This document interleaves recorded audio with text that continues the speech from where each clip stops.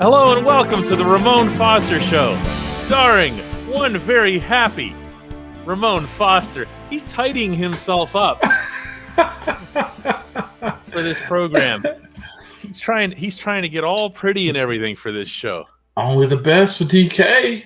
Hey, the way you're growing these days, the Twitter beefs that you've picked up. Oh no! I didn't see that. Oh no!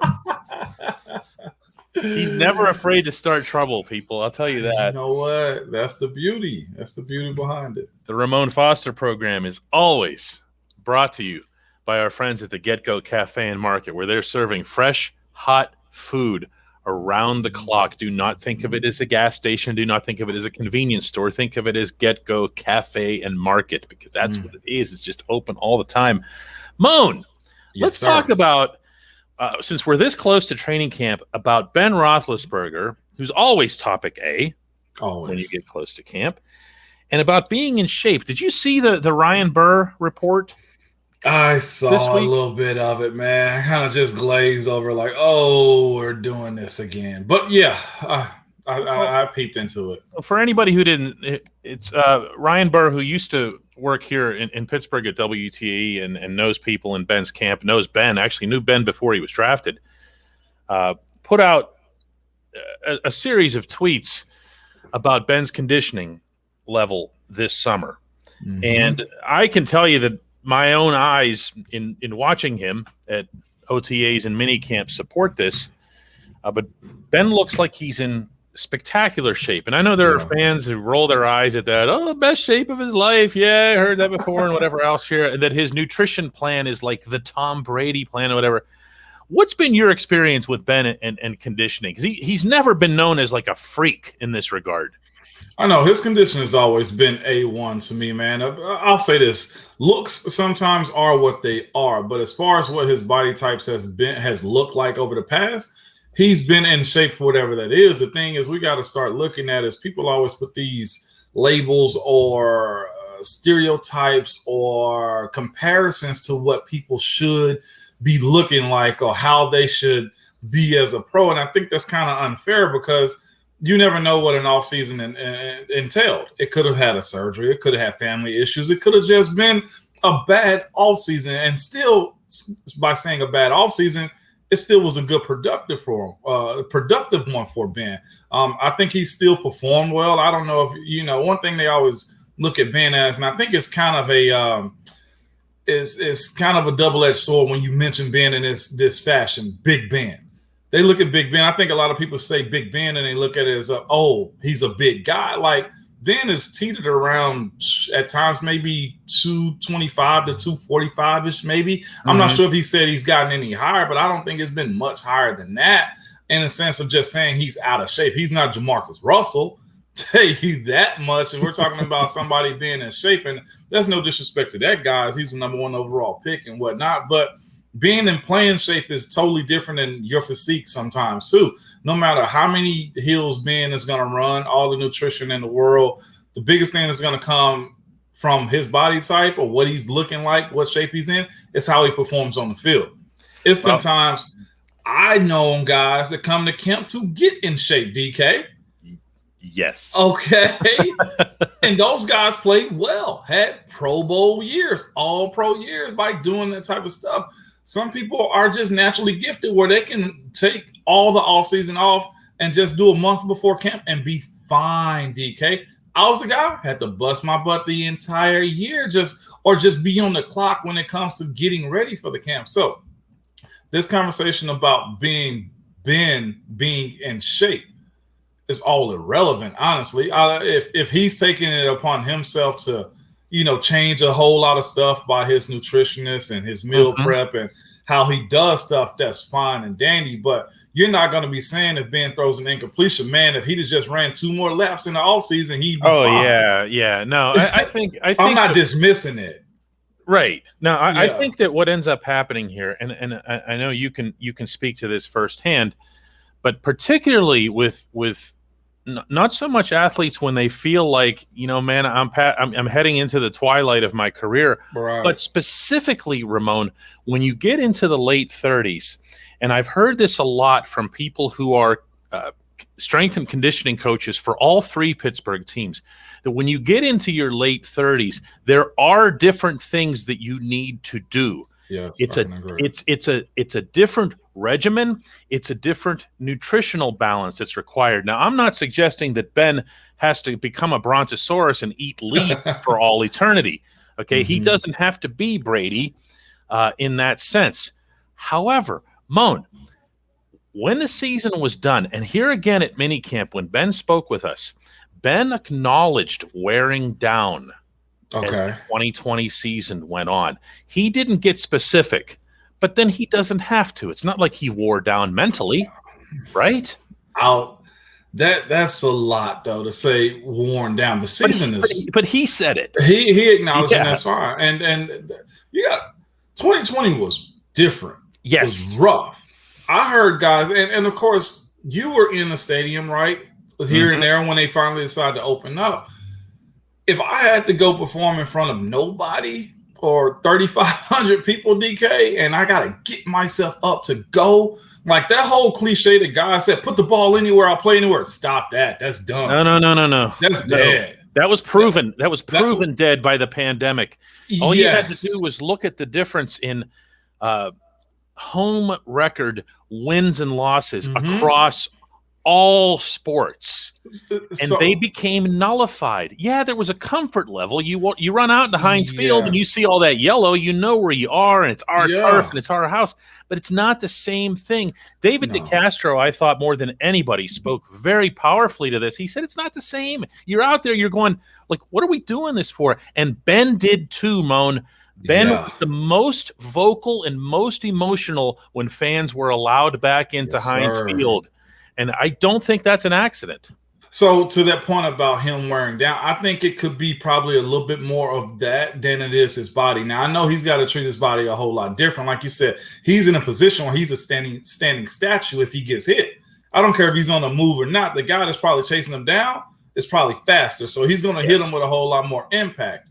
So it's to me, it's not necessarily – looking at what he said, I think it may have been a little bit of body. It may have been a little bit of the season. It may have been a little bit of the absence of just the normality of what the normalcy of what the NFL season was. That was a first for everybody, for the fans, for us reporting on it.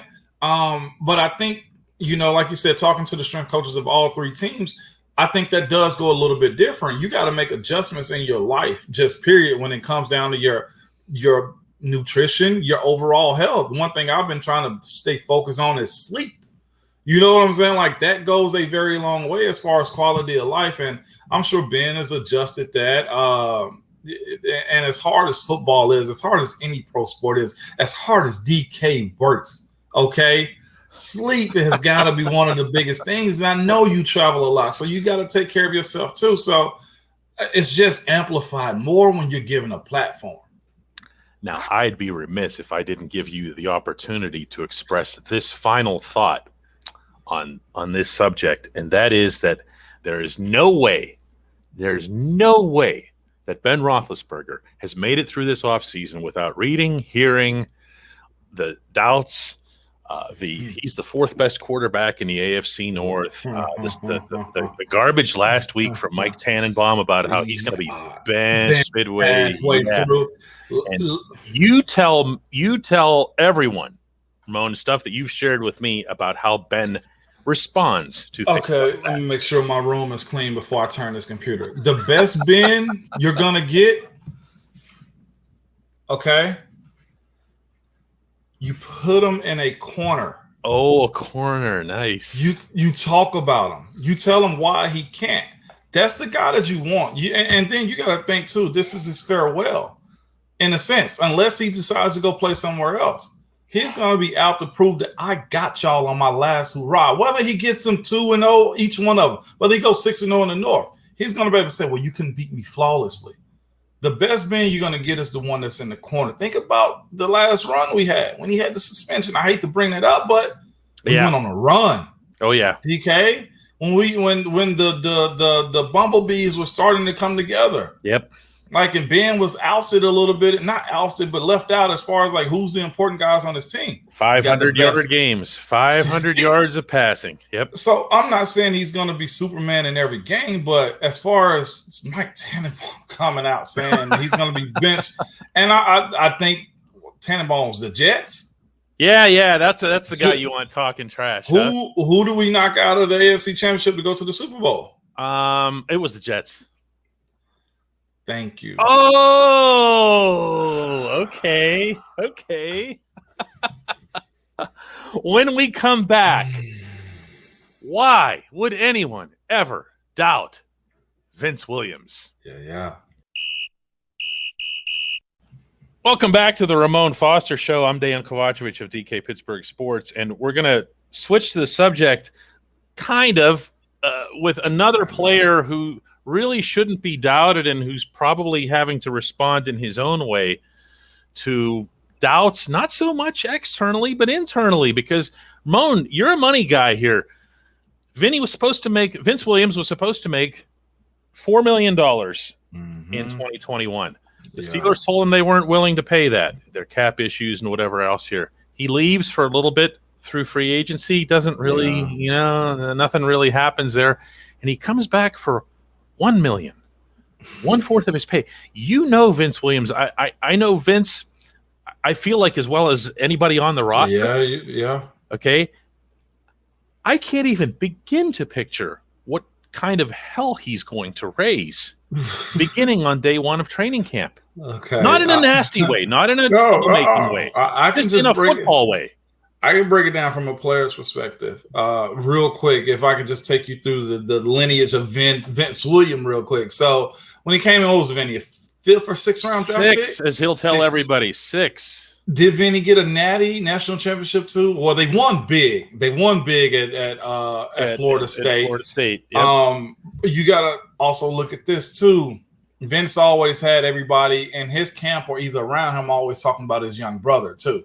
And I think Vince won't probably ever admit it, but he's always kind of just like, I know Vince viewed his younger brother, Carlos, who was with us for a little bit, as a superior athlete. Mm-hmm. He was just good at everything. And Vince always had to be a guy that always had to work hard. He had to go harder than everybody to prove himself, one for himself, because athletic, he's probably a lot like me. You got to work to get what you want out of it. And certain people are built for that. They're mentally built for that stuff. Like, man, I gotta grind. That's what I told myself every single day that I was an NFL player. Like, you gotta go, because you're not afforded to just be able to wake up and run a 4.3 40. You know what I'm saying? Or be able to just toss up 600 pounds like it's nothing. Like, I've seen offensive linemen, other guys do that type of stuff with more talent, worse work ethic though. Okay.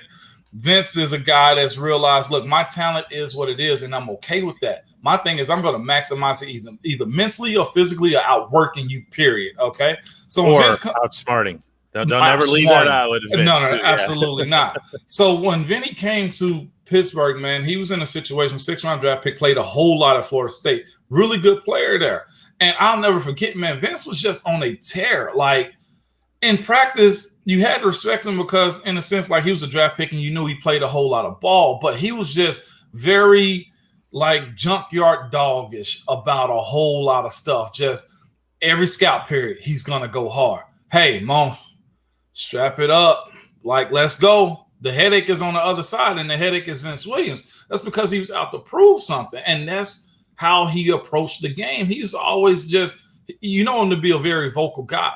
He would just get loud and let you know, I'm here and I ain't going nowhere. And he knew if he said that type of stuff, he had to back it up. And I think he liked that added pressure to that underdog mentality again. So I'll never forget, we were in practice one time. I think this may have been the early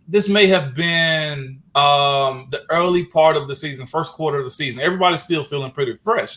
Vinny wasn't starting at the time, so he was on scout team, just running rampant over there, okay? And they're running the plays, and mind you this, on the scout cards, Coach JD at the time would just hold up the card. It's got 11 spots in there. You do this, you do this. So they don't have to think. They just got to go on the play. Yeah. They don't have to think at all. Vinny was a guy that took, all right, well, I can play mindless football, I'm going to play mindless football. If I got a blitz in the A-gap because Moan is pulling in the A-gap, Moan going to get this, okay? Vinny was all about Moan is going to get the hammer, or if Dave was pulling, Dave is going to get the hammer. It didn't matter. Vinny was playing mindless football because that's how he's wired to get himself going. I'll never forget, we met in the hole one day, and I was like, not today, Vinny. I know what's on the other side of this. I think I know what's on the other side of this. I see you tipping. Not today, Vince Williams, okay? I pull around, and lo and behold, there's Vince Williams, underdog mentality, ready to bite somebody's head off, and I hit him, and he hit me, and he caught a nosebleed that day. And from that day on, Vinny was like, all right, Mom, we're good. I was like, yeah, yeah, it's all right. We're good now, right? But that's just his mentality, is he's going to go to prove himself. So fast forward a little bit, Vince is now playing on special teams and starting. He's always a guy that's going to be the first one down the hill, his first one down the field, even as a starter. And he's going to knock your head off because, again, he psychs himself up enough to know that he got to prove himself why he belongs. Fine.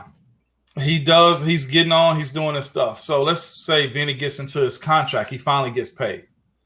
That's when you see Vinny kind of, all right, I'm putting in cruise control a little bit, let it ride out, because he knows how to be a pro. He knows how to be a savvy player. Mm-hmm. But at this point, when you become a starter, you got to learn how to manage yourself too. I feel like this comes to a good pivot to explain some stuff too. So when I say he goes in overdrive, it doesn't mean he took his foot off the gas. Like, he's still going 85 miles per hour on cruise control, but he know he can sit back and just let the car do his thing. I'll never forget, we had a guy come in, a defensive lineman, and you remember it was a big ordeal in practice that day where he was just going just all out, just trying to start fights. Yeah. What is his name? The D lineman. His family has a lineage in this league. Big dude in the middle. We'll get his name. You guys jumped all over him. We jumped all over him because it was late in the season. He was trying to prove something and be like, well, and I think the fans got mad. It was like, he should be going hard at you guys. I'm like, nah, when you become a starter in this league, you got to learn to pace yourself to get to Sundays. That's the thing about it. You really got to pace yourself to get to Sundays where it actually matters and where you got to perform. And that's where Vinny had gotten as a player too. It's like, man, I got to pull back. So he'd work on his skill and he'd be a whole lot better at it. And I think Vinny saw the other side of the game in which I didn't see. And that's, all right, you're not where you were as far as a player. And I think when the business side of this thing hit Vinny, as far as him getting cut or being asked to take a pay decrease, I know for one, he hadn't been super vocal on social media. And that's the part. Really quiet. He's been real dry. Okay. He said something here or there, but he's been real dry. And all I can think is Vinny's going back to year 1, 2, and 3. Yep. Where it's all work. Right. And that's where I'm seeing, in addition to the fact that Vince Williams is still a very good football player, I don't want to focus too much on intangibles. And that's almost disrespectful in a way, because this is an inside linebacker who ranks among the very best at his position, not just in a 3-4, but at any defense, at getting to the quarterback, at getting sacks. Yeah. He's been doing that for a long time now, too. He's also decent, not spectacular in pass coverage, and he's a very good run stopper. Not that this team needs a ton of that because of the D line that's in place. Yeah. But it sure doesn't hurt, and it frees up Devin Bush. My question to you, Moan, is you've also seen – actually, you saw the highlight of Robert Spillane's career in Nashville, with that stop on Derrick Henry at the goal line that turned him into something of a legend inside the locker room. But I'm not asking you to pick a favorite here or even to make a prediction, but can Vince Williams unseat Spillane and be that starting inside linebacker next to Bush? Me knowing Vinny, yes. Yeah. And there's no disrespect to Spillane. I think that play he made bought Spillane a whole lot of time, but you know how this league go. You're going to have to show me again.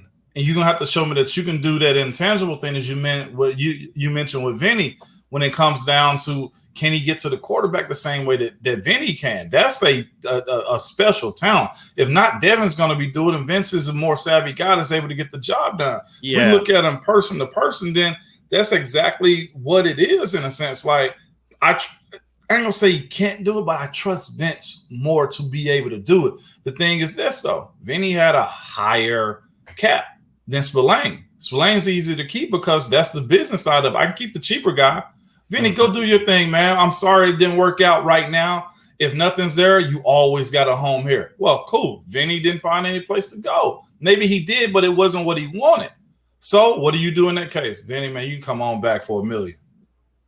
That's business. That's the game. That's the part we do not like to talk about when it comes down to the team we either love or the league that we love. Vinny was allowed to go find something better, and whether he chose it or not, he's back in Pittsburgh. All I have to say to that, and after this we have to take a break, is at the pre-NFL draft press conference that Mike Tomlin and Kevin Colbert held with us at Heinz Field. It was the first in-person press conference, so you could read faces and stuff and expressions. Mike Tomlin, unsolicited, brought up the return of Vince Williams. Like, it hadn't really come up. And Tomlin's entire statement on it was, Vince Williams is a Pittsburgh Steeler.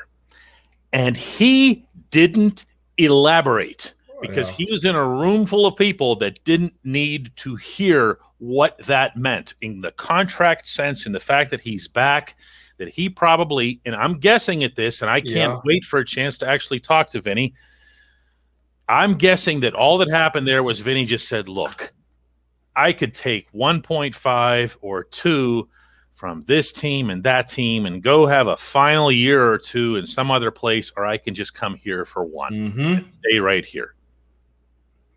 That's the answers are right there. Yeah. I think that's it. I'm still trying to think of this player we had. God, I know you are too. Really tall dude.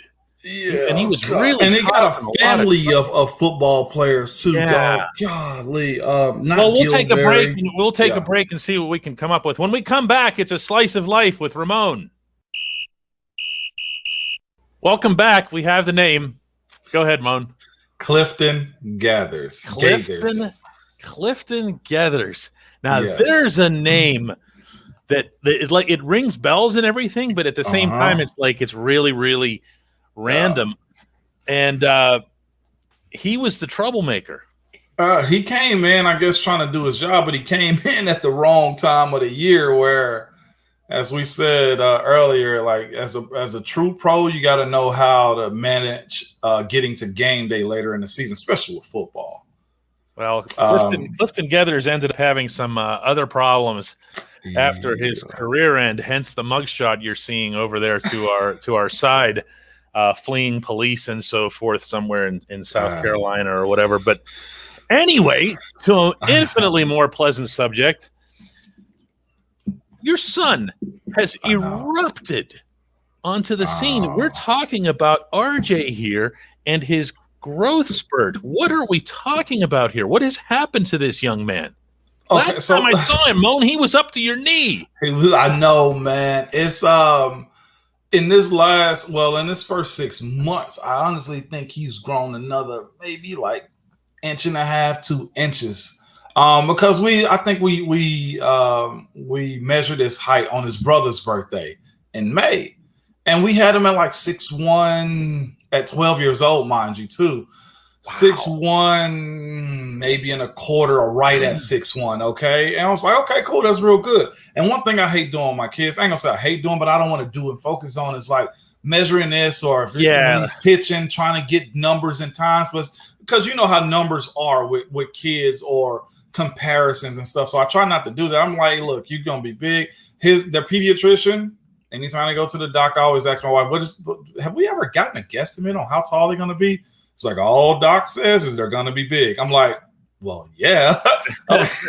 We know that. They give you like percentiles and so forth. They never want to get super specific, but they also can this doesn't have to be a medical/scientific process. They can just look at the old man and say, oh, wait, you were a decade-long NFL guard? Okay, well, I'm guessing your son's going to be pretty big. What else you got? And the thing with him, he's more slender, so he's looked totally long too. So what's funny about I posted a picture on my and I might post it on my IG as a post, but I posted it as an IG snapshot or whatever. And Keisha was talking, my wife Keisha was talking about his wingspan, his arms are almost as long as mine. I'm like, yeah, whatever. You know how dads get. Whatever. I'm still big dad. That's how I'm looking at it. So we are in the middle of the Hard Rock Hotel in St. Diego, okay? And he put his arms out. I put my arms out, and instantly I'm like, oh, my God. He's really that close. So he put his arms out, and the picture's still up on my Twitter, by the way, too. And I'm like, maybe this far longer as far as his arm reach. And this is back to back, shoulder to shoulder. And not only that, I'm looking at it, I'm like, this little joker may have grown some more. And I don't want to measure him again because I'm like, I want to get stages. Like his birthday's in September, he'll be 13. And I want to measure him then just to see where he's at. But I think he honestly might be 6'2.5" at this point. Mind you, I always try to correlate it to myself. In the 8th grade, I remember being 6'3". So he's about to go into the 7th grade, and he's already a friggin' 1.5 inches taller than what I was at that time. And he's progressing a whole lot faster than what I am. I think he's got to be 6'2" at this point, wearing a size 13 shoe. And it's gotten to the point to where he's asked to wear a pair of my shoes, DK. Uh-oh. I know. Oh, I have seen the boats that Ramon calls shoes. But it's funny, though, because we're going through the airport, and sometimes you go through the airport coming back somewhere. If you got a family, they'll allow you to just walk through the metal detector. Mm-hmm. And I'm walking through, and the security guy was like, how old is he? Because, under 12 and under, you have to take off your shoes. I'm like, he's 12. Stop lying. You're lying to TSA. He's 12. He was like, all right. I'm like, all right, come on, RJ, let's go. And what's wild, though, you speak about him, but my youngest, Miles, though, he's just as tall, but Miles is right? Height.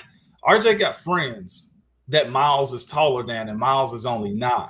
Wow. So I'm like, they're just going to be big, and everybody sees RJ and Miles both in their gushing, and I'm like, yo, just be cool. We're going to work hard. We're going to keep our head down and don't focus on that outside noise, because if y'all don't do nothing with this height, if sports is your thing, which I'll say this, I enjoy it, but I care nothing about. If they go and do more education, I'm okay with that. But if we're going to do the sports thing, then, hey, don't listen to the outsiders, because there's nothing going to get you there other than work. Well, let me ask you, because you're the kind of person that I can ask like a serious question like this too. But when you're growing up, and I'm not talking about your boys, I'm talking about you when you were younger. Yeah. When you're growing up and you're big, everyone sees that as an asset as you get older. But are there things that you kind of had to deal with too, like hey, I'll never forget going to kindergarten for the first time. In kindergarten, I was taller than everybody. Of course, there was nobody close to my height. Even the kid that, I didn't go to pre-K or preschool. I went straight to kindergarten, so nobody had seen me at all. You just showed up. I just showed up, and Covington Elementary School in Tennessee is where I went to school at. And I'll never forget being the tall guy going to lunch. And it was some 5th graders at the time. And just in a sense, it was like, they hadn't seen nobody that big. And I'll say this too, back then, failing a grade was an embarrassment. Now people hold their kids back. So when they saw me in the line with the little pipsqueaks, okay, and here I am towering over everybody, same height as the teacher's like, dang, how many times did you fail? You know what I'm saying? So it was the look, I don't know if you call that bully or jest stuff, but failing the grade in the early 90s was an embarrassment. Oh, it was the worst. Yeah. It was the worst. You failed up. So that was one of the things. How many times did you fail, man? Look how big this kid is. And it wasn't a perk or anything. It was almost like, who are you and why are you this big? So I don't think my kids deal with anything like that. I think now sports are so front street and just prevalent and so important to everybody. When they see height, they're attract like that eye about it more than they did back then. You know, that makes sense. Yeah, there's more of an instant respect thing. Like you can be this or you can be that. Yeah. And what's funny with RJ, he's always friends with the shortest kid. Always. And I was the same way all the way through school too. It was me and this guy named Tom Fisher. He's short as ever, and we were always right next to each other. Miles, on the other hand, he's got a big friend. Okay, him and his little buddy crew, man, they're like the same height. And I ain't gonna lie to you, I'm that parent though. I see him, and I'm like, okay, if we're gonna do sports, and most of their friends do, and they do too. I'm like, if I'm projecting stuff, if y'all can just stay together and work hard, this school that we go to can be very, very dominant if they do the right things. You know how everything goes. I'm just picturing, if I'm Tom Fisher in your school, I'm walking around, I've got Ramon next to me, and I'm walking around like Vince McMahon coming out onto the stage, you know? So it's man, DK, we've had everything. I ain't gonna say everything, but like we get approached about coming to tryouts, or the coaches at the public school that we go to are like, y'all not planning to go to the private school down the street, are you? And then you'll have somebody at the private school, because Miles ended up going to a camp too at one of the private schools during the summer. And it was like, you planning on coming to us, right? So we have a lot of that stuff. And me as a dad, man, you know how I am as a person for the most part. I try to stay even keel. And the one thing, hey, don't listen to it. We're going to stay cool. If they present you with a situation that's better than where you are, then we'll go there. But there's no need to, you don't have to get engaged in the lobbying. Certainly not a child. Certainly not a child. But it happens often, DK. Oh, I'm sure. But he's my oldest is right there with me, man. He probably will be taller, and I keep my youngest is dying to be the big kid too. I'm like, you're probably going to be the tallest out of all of us, but he's the shortest in the family right now, so he can't see it. Mon, I could do this with you all day. Why does it have to end, DK? Why does it have to end? But it does, and we'll have another Ramon Foster show next week. We're going to be looking hard at the beginning of. Oh, we got camp. Yeah, yeah, it's a week of camp.